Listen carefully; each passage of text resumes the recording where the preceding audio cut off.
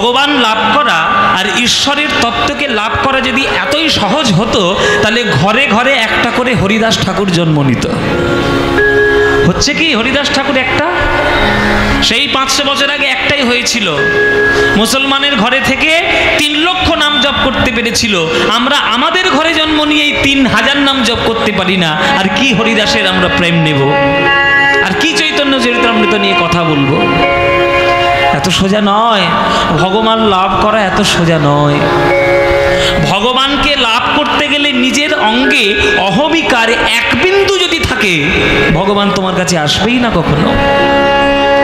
আপনারা যারা গান শুনছেন, আপনারা তো শাস্ত্রজ্ঞ, আপনারা জানেন শ্রীমদ্ ভাগবত যখন সুখদেব গোস্বামী পাঠ করেছিলেন, সুখদেব গোস্বামীর অঙ্গে কোনো রকম কোনো বসন ছিল না। ছিল কি? আপনারা তো শাস্ত্র পাঠ করেছেন, ছিল? সুখদেব গোস্বামীর অঙ্গে কোনো বসন নাই, একেবারে দিক বসন। কেন না, ওই বসন যে আমরা পরিচ্ছদ করি, এই যে বসন আমরা লজ্জাকে আঁকড়ে ধরে রাখি, মানে লজ্জা ভগবান আর আমার মধ্যে বাধা সৃষ্টি করছে। জীবাত্মার পরমাত্মার মাঝখানে একটা পাশ, একটা বন্ধন। এই বন্ধনটা যতক্ষণ না তুমি ত্যাগ করতে পারবে, ততক্ষণ তুমি ঈশ্বরের সান্নিধ্য সঠিকভাবে পাবে না।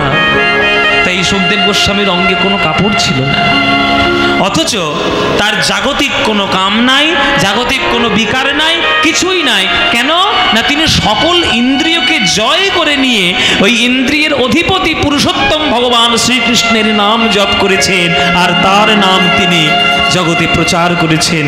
তাই সবাই ভাগবত হতে পারবে না, সবাই সুখদেব গোস্বামী হতে পারবে না। যতই যুক্তিতর্ক করো আর যতই নিজের নাম কামানোর জন্য যা ইচ্ছা করো, সবাই ভাগবতীয় তত্ত্ব জানবে না। সবার জন্য চৈতন্য চরিতামৃত নয়। চৈতন্য চরিতামৃত যখন রচনা করেছিলেন কৃষ্ণদাস কবিরাজ গোস্বামী, তখন তার প্রায় মর অবস্থা, সে মরতে যাচ্ছে, কেননা একেবারে বৃদ্ধ। তাই তার মধ্যে লেখাই আছে যে আমি বৃদ্ধ জরাতুর লিখিতে কাঁপয়ে কর। হ্যাঁ, মনে কিছু স্মরণে না হয়, না শুনি শ্রবণে, না দেখিয়ে নয়নে, তবু লিখি এ বড় বিস্ময়। গোবিন্দের কৃপা না থাকলে কি এগুলো হয় গো? সবার দ্বারা সব নয়। তাই আপনারা ভাগ্যবান যে আপনারা কলিযুগে জন্ম নিয়েছেন বাংলার মাটিতে, যে বাংলার মাটিতে গৌরাঙ্গ মহাপ্রভু গড়াগড়ি দিয়ে প্রেম রত্ন দান করে গিয়েছে। সেই বাংলার মাটিতে জন্ম নিয়ে যদি গৌর হরিকেই চিনতে না পারলাম, তাহলে জন্ম আমাদের বৃথা বাবা। তাই জন্ম যেন বৃথা না হয়, জন্ম যেন সার্থক হয়। তাই আপনারা গৌর হরির নাম প্রাণ ভরে গ্রহণ করবেন। তাই আজকের আমরা চৈতন্য চরিতামৃত থেকে আস্বাদন করব লীলা। যাদের বাড়িতে চৈতন্য চরিতামৃত আছে, খুব ভালো কথা। যদি না থাকে, একটা ছোট্ট চৈতন্য চরিতামৃত কিনে নেবেন। কিনে নিয়ে সেই চৈতন্য চরিতামৃতের অংশগুলো পড়বেন। দেখবেন যে প্রেম প্রতিষ্ঠা করতে গেলে কতটা আত্মত্যাগ করতে হয়, আর কতটা ভজনীয় সাধনে উত্তীর্ণ হতে হয়, তবেই প্রেম সম্পত্তির হৃদয়ে ধারণ করা যায়। তাই মহাপ্রভুকে দেখলে কি হয়? আনন্দ হয়। আনন্দ লীলাময় বিগ্রহায়, শ্লোকের মধ্যে বলছেন যে আনন্দ লীলাময় বিগ্রহায়। মহাপ্রভুকে দেখলে আনন্দে হৃদয় ভরে যায়। কেন? হেমাভ দিব্য ছবি সুন্দরায়। তার রূপ কোটি কোটি সোনার উজ্জ্বলতাকে পর্যন্ত জয় করেছে। হেম, হেম মানে সোনা, হেম আভ মানে হেমের সোনার যে আভা, সোনার যে রূপ, সোনার যে চাকচিক্য, সেই সকল চাকচিক্যকে কোটি কোটি সোনার রূপকেও জয় করেছে আমার মহাপ্রভুর অঙ্গের রূপ। হেমাভ দিব্য ছবি সুন্দরায় তস্মৈ মহাপ্রেম রসপ্রদায়। মহাপ্রভু একটা জিনিস দিতে এসছেন কলিযুগে, কি? মহাপ্রেম। প্রেম দিতে এসছেন মায়েরা। আপনি বিভিন্ন দেবদেবীর কাছে যাবেন, বিভিন্ন রকম সুযোগ সুবিধা পাবেন। লক্ষ্মীর ডাকলে ব্যাংকের টাকা বাড়বে, বিশ্বকর্মাকে ডাকলে কলকারখানা ভালো হবে, গণেশকে ডাকলে ব্যবসা ভালো হবে, সরস্বতীকে ডাকলে বিদ্যে বুদ্ধি ভালো হবে। এই রকম বিভিন্ন ক্যাটাগরিতে বিভিন্ন দেবদেবী বসে আছেন। কিন্তু সকল দেবদেবীর কাছে যান আর গিয়ে হাত জোড় করে বলুন, হে দেবতা, হে দেবী, আমি কিচ্ছু চাই না, আমি কেবলমাত্র রাধা গোবিন্দের প্রেম চাই। কারোর ক্ষমতা আছে দেবে? কারোর ক্ষমতা নাই। সে ক্ষমতা একমাত্র আছে কার? আমার নদীর নিমাই, আমার গৌরাঙ্গ মহাপ্রভু। গৌরাঙ্গ প্রভুর চরণ ধরো, হরি বলে যদি নয়ন ভরে কাঁদতে পারো, ব্রজের রাধা গোবিন্দের প্রেমে এমন তোমার হৃদয়ে ভরিয়ে দেবে, সেই প্রেমেই তুমি চিরকাল ধন্য হয়ে যাবে। তাই মহাপ্রভুকে ডাকতে হবে মায়েরা। তাকে দেখলে আনন্দ হয়।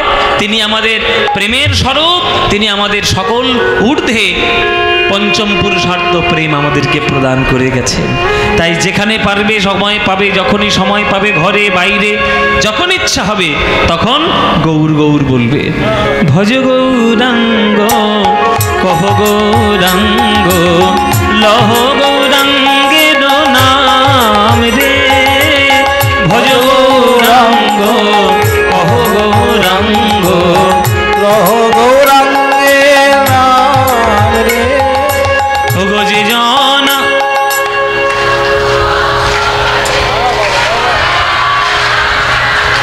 বাহ, যাক, আমার বলতে হলো না, আমার বলতেই হলো না যে আপনাদের ভালো লাগে কি লাগে না। আপনাদের গানটাই বলে দিয়েছে যে আপনারা কত ভালোবাসেন এই গান। ও মায়েরা ভালোবাসেন তো? আমার আপনাদের চরণে প্রার্থনা, অনুরোধ, যেখানে থাকবেন বিশ্ব মাঝে, মাঠে থাকুন, ঘাটে থাকুন, ঘরে থাকুন, বাইরে থাকুন, অফিসে থাকুন, রাস্তায় থাকুন, সময় যখনই পাবেন বদন ভরে গাইতে থাকবেন। ভজ গৌরাঙ্গ কহ গৌরাঙ্গ লহ গৌরাঙ্গের নাম রে। বলো ভজ।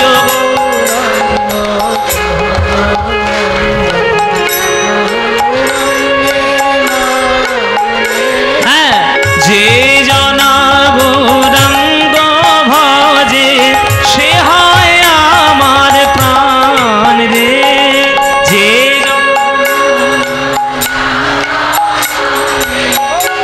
বাহ বাহ। প্রভাত কালে হা গৌরাঙ্গ যে বলে একবার রে। প্রভাত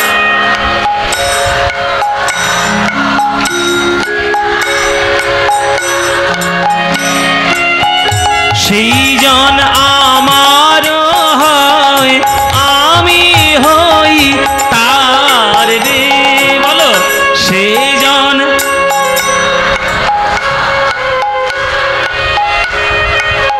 বাহ, খুব সুন্দর। এবার হাত তুলে ভজ গৌরাঙ্গ কহ গৌরাঙ্গ কহ গৌরাঙ্গের নাম রে।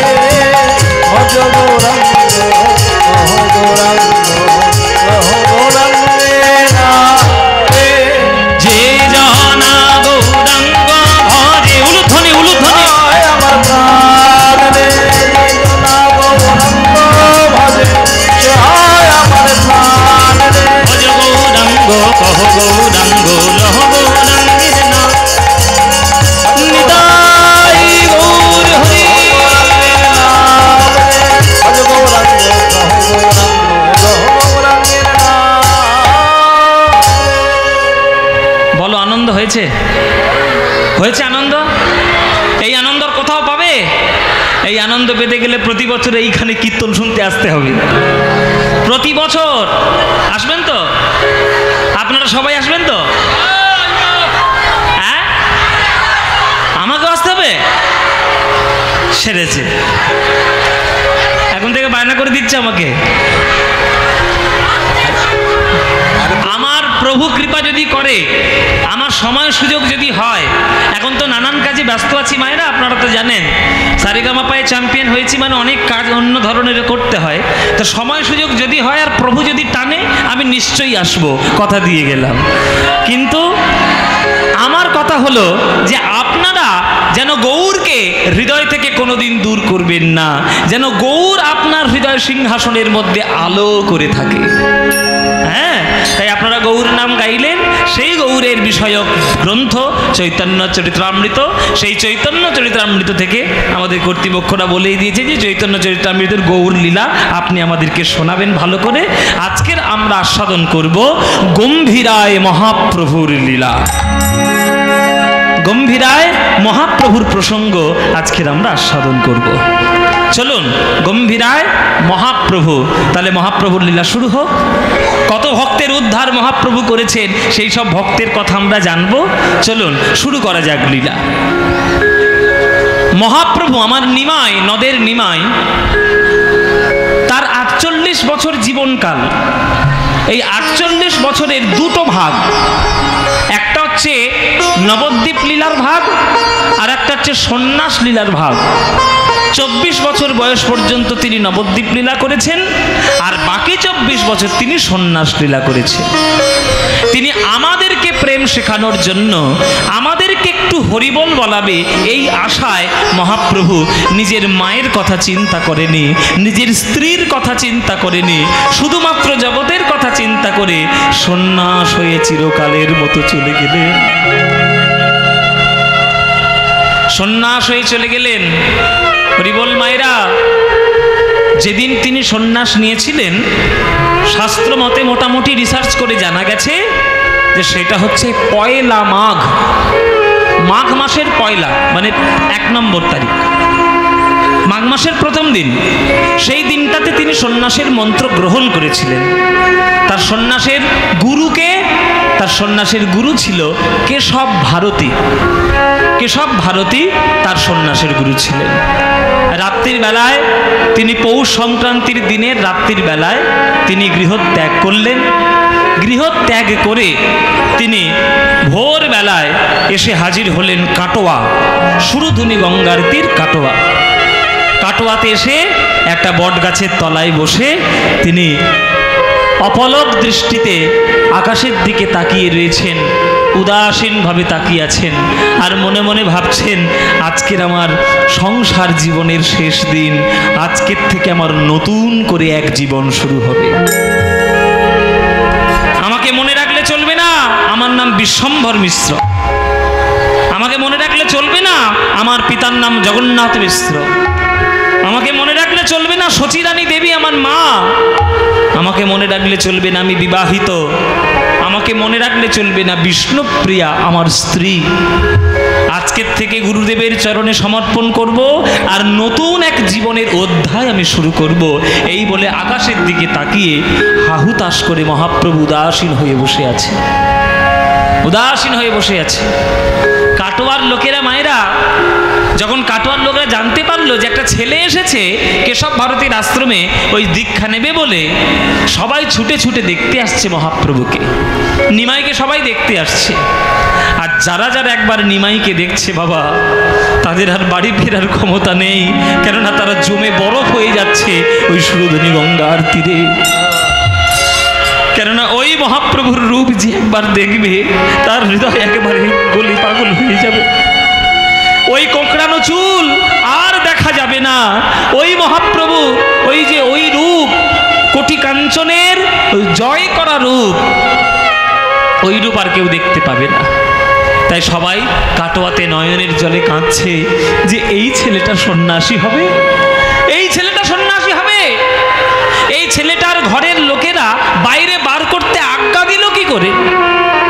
এ দিদি, এ দিদি, আমার মনে হয় এ বোধহয় এর মাটাকে গলা টিপে হত্যা করে বাইরে বেরিয়েছে।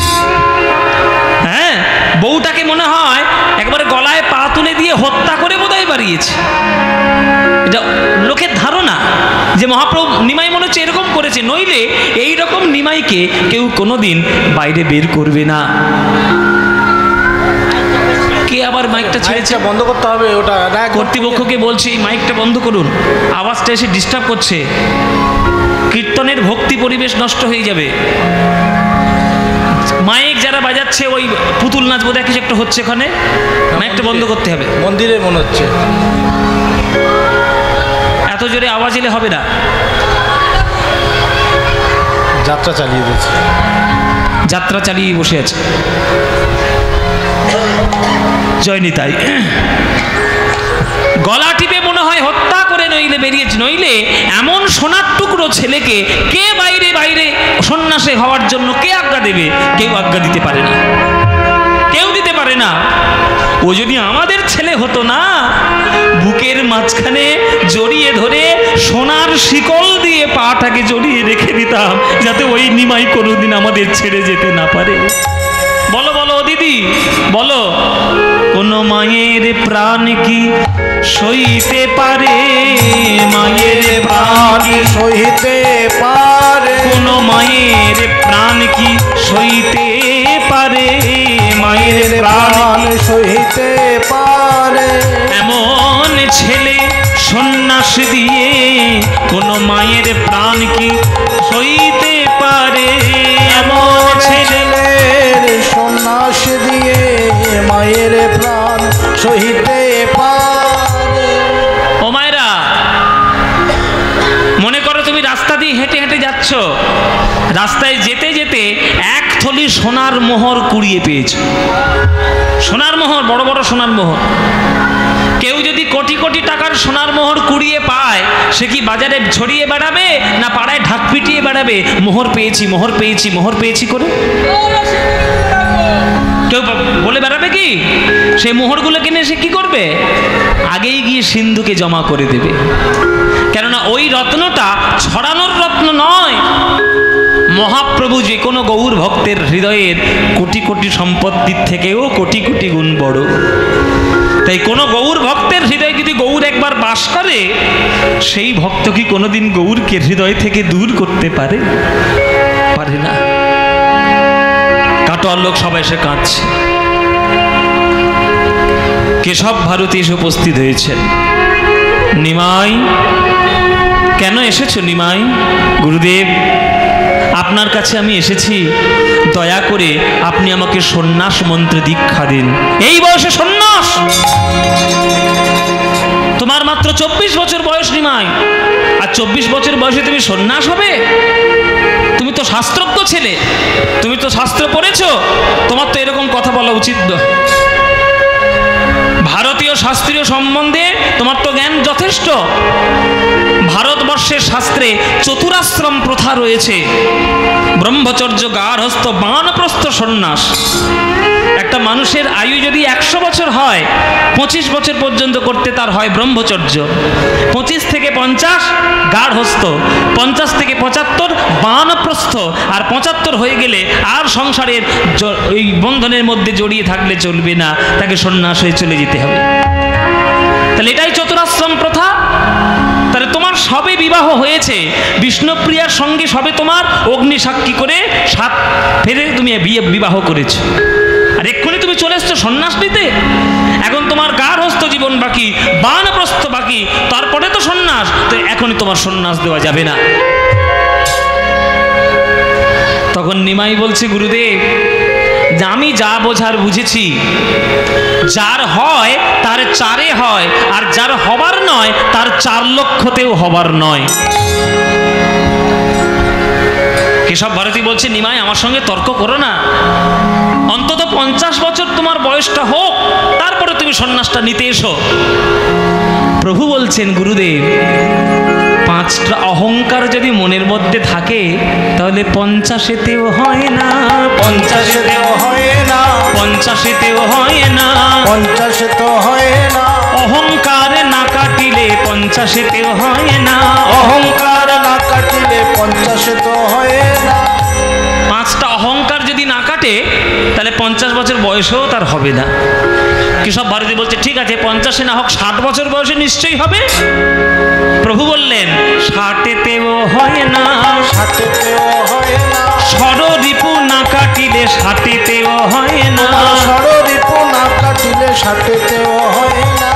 কাম, ক্রোধ, লোভ, মোহ, মদ, মাৎসর্য, এই 6টা রিপু যার হৃদয় একেবারে দখল করে আছে, 60 বছর বয়স হলেও তার দ্বারা হরিনাম কখনো হবে না। কেশব ভারতী বললেন, তাহলে 60 বছর বয়সে যদি না হয়, তাহলে 70 বছর বয়সে নিশ্চয়ই হবে নিমাই। প্রভু বললেন, 70-এতেও হয় না, 70-এতেও হয় না, রসভেদ না জানিলে সত্যরেতেও হয় না। রসভেদ না জানিলে সত্যরেও হয় না। কেশব ভারতী বলছে তাহলে 80 বছর বয়সে নিশ্চয়ই হবে নিমা। দেখুন কেশব ভারতী 10-10 করে বাড়াচ্ছে বাবা, প্রত্যেকবারে 10-10 করে বাড়াচ্ছে। বলে 80 বছর বয়সে নিশ্চয়ই হবে। বলে 80 বছরে শোনো, 80তেও হয় না, 80তেও হয় না। অষ্টপাশ না কাটিলে 80তেও হয় না। অষ্টপাশ না কাটিলে 80তেও হয় না। ঘৃণা, লজ্জা, ভয়, মান, কুল, শীল, জাতি, অভিমান, এই অষ্টবন্ধন যদি থাকে 80 বছর বয়সেও হবে না। কেশব ভারতী বললেন তাহলে 90 বছর বয়সে নিশ্চয়ই হবে নিমাই। প্রভু বললেন 90তেও হয় না, 90তেও হয় না। নববিধা ভক্তি না জন্মিলে 90তেও হয় না। নববিধা ভক্তি না জন্মিলে 90তেও হয় না। শ্রবণং কীর্তনং বিষ্ণু শরণং পাদ সেবনম অর্চনং বন্দনং স্বক্ষং দাস্বং আত্মনিবেদনম। এই 9টা ভক্তির উদয় তোমার যদি না হয়, তোমার 90 বছর বয়সেও হরিনাম হবে না। কেশব ভারতী বললেন তাহলে 100 বছর বয়সে নিশ্চয়ই হবে নিমাই। 100 বছর হওয়া উচিত। তখন প্রভু বলছে গুরুদেব এই আপনি কি শুরু করেছেন? 10-10 করে খালি বাড়াচ্ছেন, 10-10 করে বাড়িয়ে চলেছেন। 100 বছর বয়স, প্রথম কথা 100 বছর বাঁচবে কিনা সন্দেহ রয়েছে। কি মায়েরা, আপনার এখানে যারা যারা গান শুনছেন হাত তুলে বলুন 100 বছর কারা বাঁচবেন? বাবা কেউ বলতে পারবেন না। এই মন জয়নিতাই বাবা হাত তুলে বলুন কে কে 100 বছর বাঁচবেন? পারলুম নি বাবা। কোনো গ্যারান্টি আছে? কোনো গ্যারান্টি নাই। আমরা কেউ কোনোদিন বলতে পারবো না 100 বছর বাঁচবো। যদিও বা বাঁচার ইচ্ছে ছিল, ওই মুখ পোড়া করোনা এসে আরো সর্বনাশ করেছে,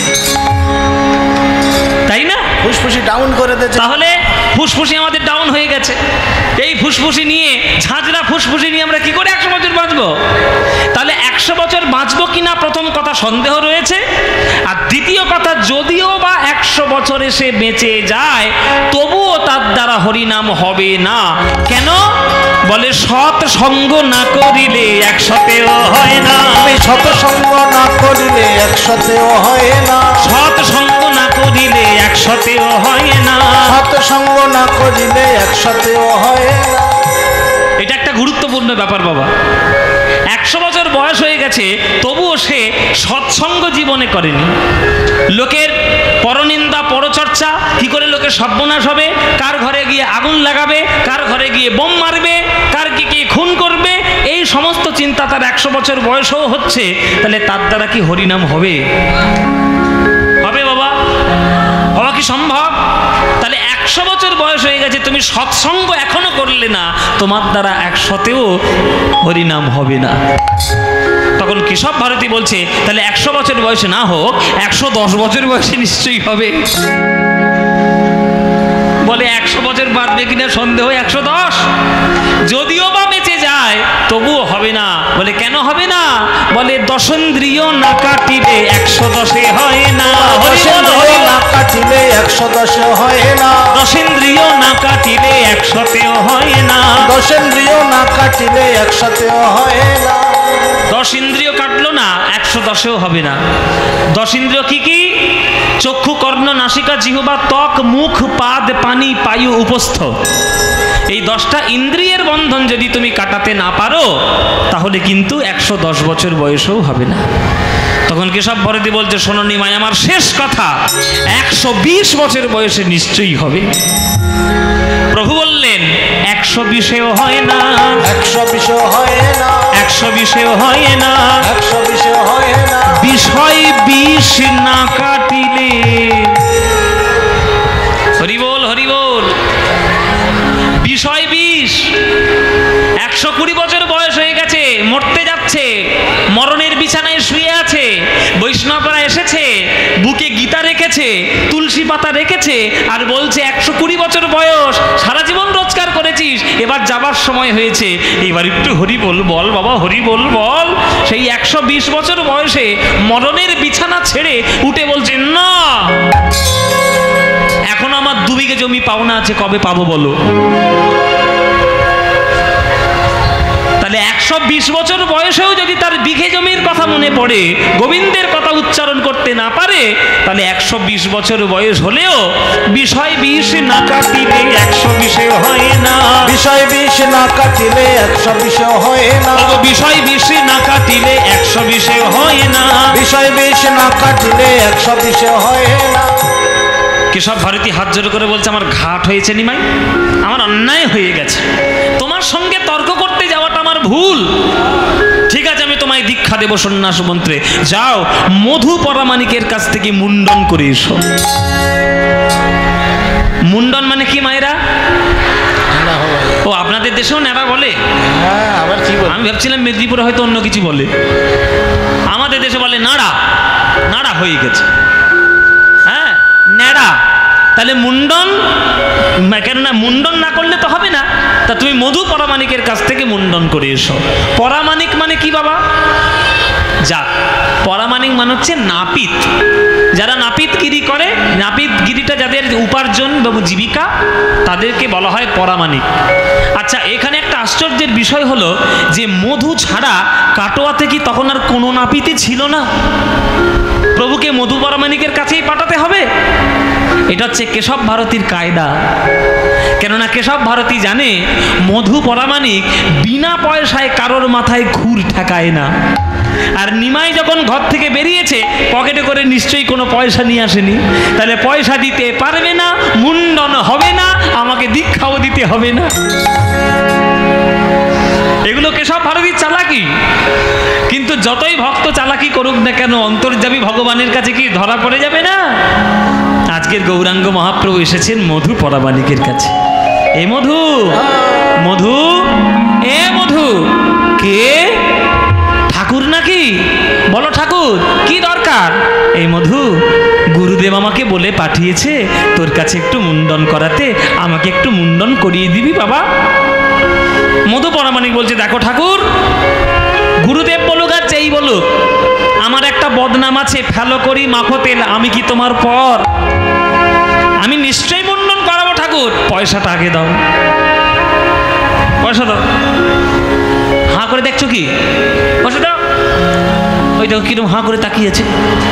পয়সাটা আগে দাও, তারপরে মুন্ডন করাবো। ওই যে মা, আমার দিকে বেশি তাকিও না, পয়সাটা দিয়ে তারপর কথা বলো।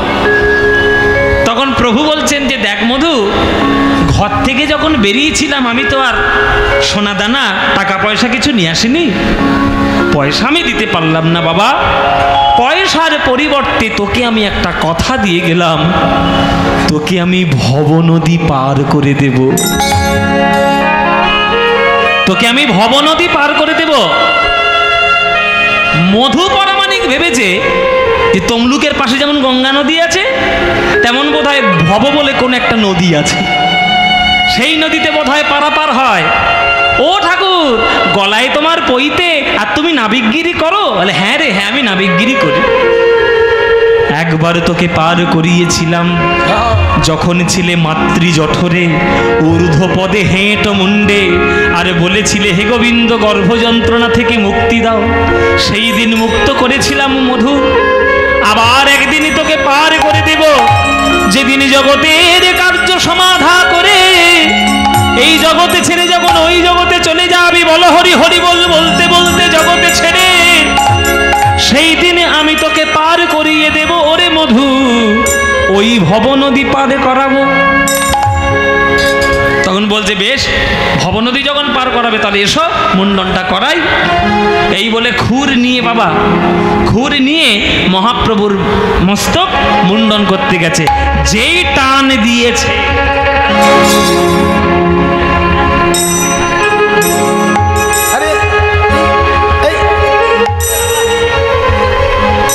ও মায়েরা, যতবার টান দেয় সে খুর আর কিছুতে চুল কাটে না, স্লিপ খেয়ে বেরিয়ে যাচ্ছে। পিছলে ওই খুরটা চলে যাচ্ছে, কিছুতে চুলটা কাটছে না। মধু বলল আমি তো এক্ষুনি ধার দিয়ে নিয়ে এলাম, চুল কাটছে না কেন? খুরের মধ্যে ভূত ধরলো নাকি রে বাবা? ও ঠাকুর, চুল কাটছে না কেন? তখন প্রভু বলছে তুই তো একটু আগে বললি তুই নাকি বামুনের নাপিত, বামুনের নাপিত হয়েছিস, আর এটা জানিস না বামুনের মাথায় হাত দিতে গেলে বামুনের পায়ে আগে হাত দিতে হয়। ও হয়ে গেছে। বলে আমি একটা পৈতেধারী ব্রাহ্মণ, তুই আমার প্রণাম করলি না, মাথায় হাত দিলি। প্রণাম করতে গেছে, হরি বল বাবা, প্রণাম করতে গেছে প্রভুর চরণে। যেই প্রভুর চরণে প্রণাম করতে গেছে, দেখছে প্রভুর চরণের তলায় শঙ্খ চক্র গদা পদ্মের চিহ্ন রয়েছে। চমকে উঠল মধু, একই চিহ্ন দেখছি। আমি শাস্ত্রে শুনেছি এই চিহ্ন নাকি একমাত্র নারায়ণের পায়ের তলায় থাকে। তাহলে নিমাইয়ের পায়ের তলায় কেন এই চিহ্ন? তাহলে নিমাই কি আমার নারায়ণ? হে কৃষ্ণ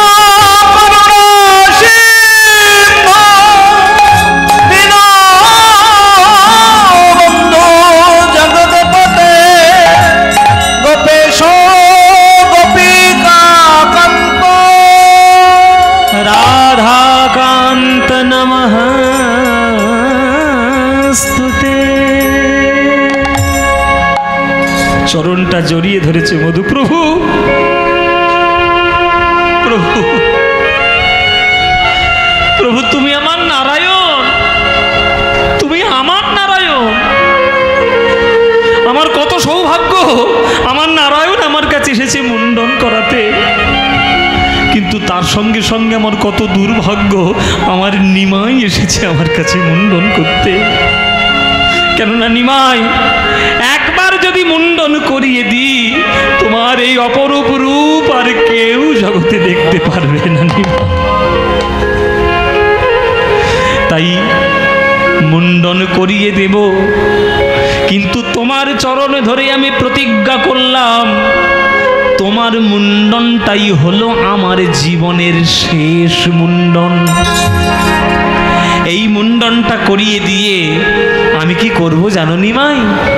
আমি নাপিত ব্যবসা আর না করিব, নাপিত ব্যবসা আর না করিব, খুর ফেলি দিব জলে।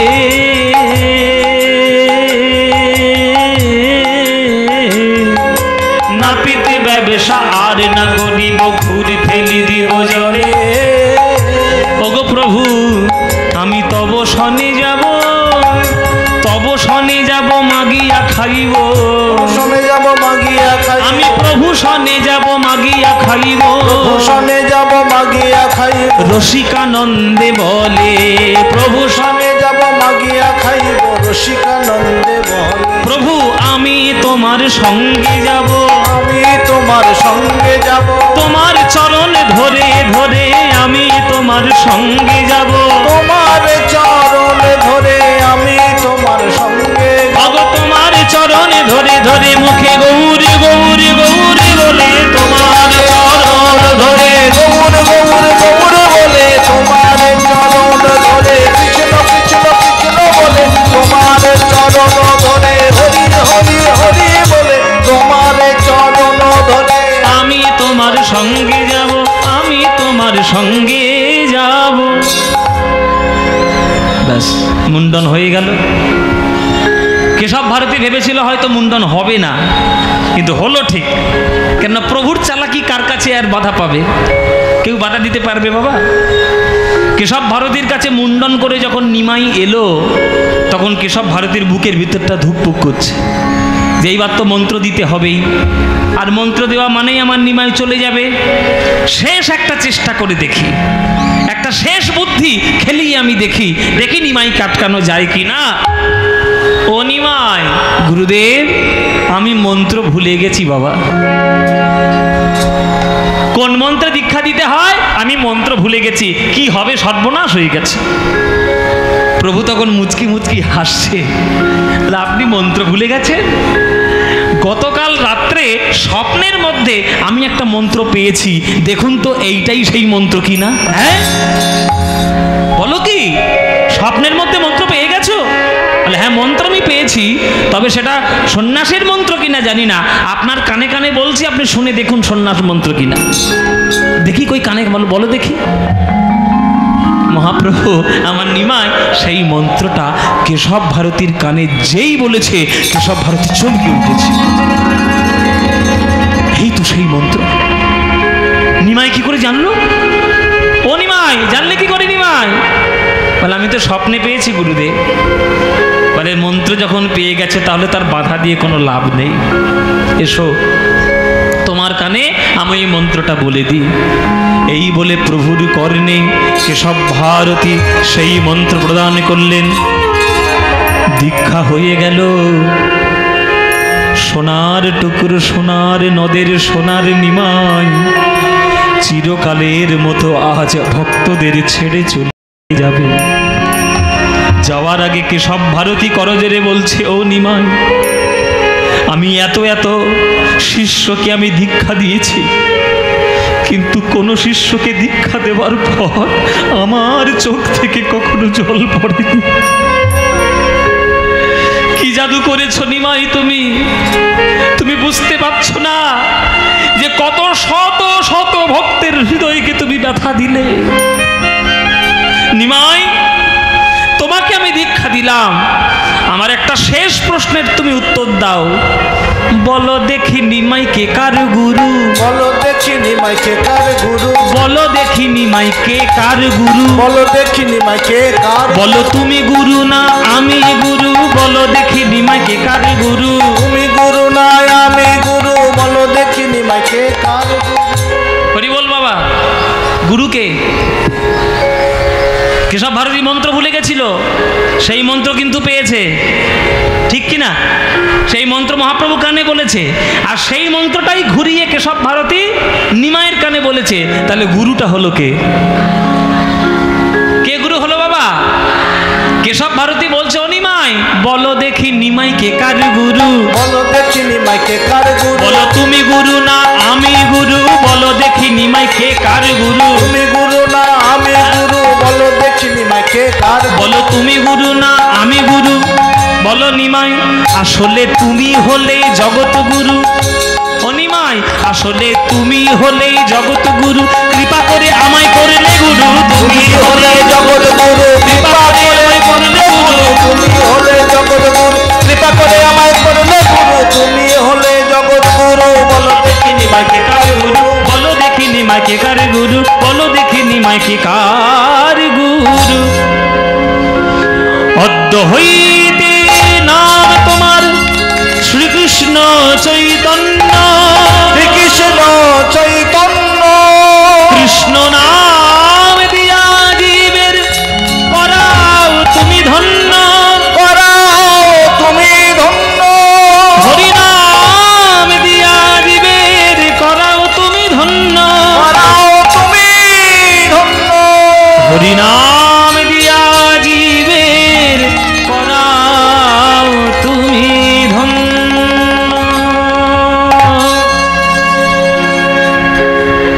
ব্যাস, দীক্ষা হয়ে গেল, নাম হলো শ্রীকৃষ্ণ চৈতন্য।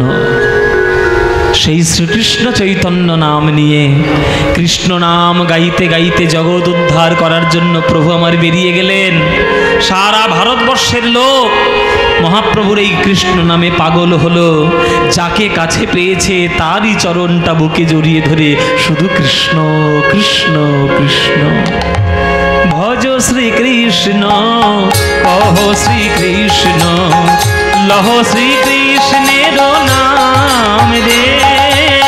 ভজ শ্রীকৃষ্ণ কহ শ্রীকৃষ্ণ, লহ শ্রীকৃষ্ণের নাম রে। যে জনা শ্রীকৃষ্ণ ভজে সে হয় আমার প্রাণ রে। যে জনা শ্রীকৃষ্ণ ভজে সে হয় আমার প্রাণ রে। ওগো দিন গেলে হা শ্রীকৃষ্ণ, যে বলে একবার রে। দিন গেলে হা শ্রীকৃষ্ণ যে বলে একবার রে।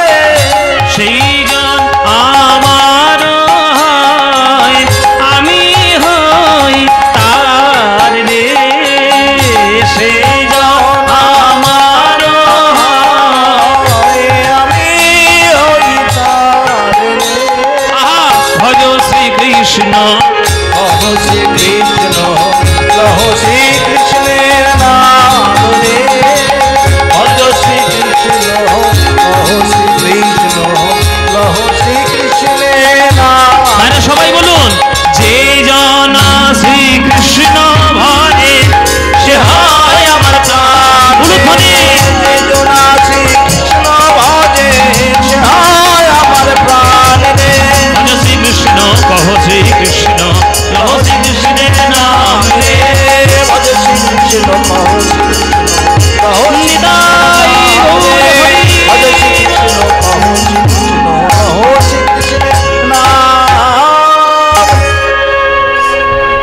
হরি বল।